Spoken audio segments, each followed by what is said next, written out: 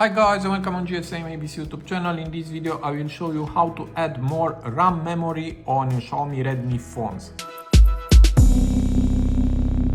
So here I have a Redmi Note 15 5G, is the same also for the Pro version and other Redmi phones. And if you want to add more RAM memory on this phone, you can do it. For that, just go to settings, here swipe and tap on additional settings. Go down and here we have special features and here is memory extension.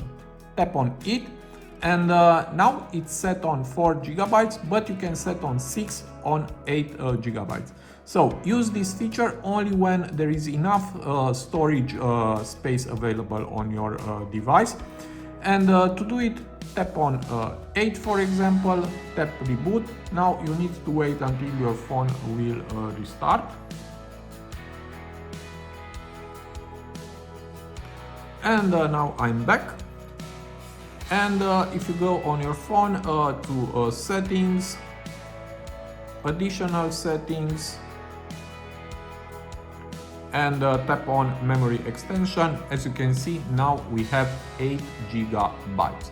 So this is a useful feature in my opinion. I hope this video to be also useful for you.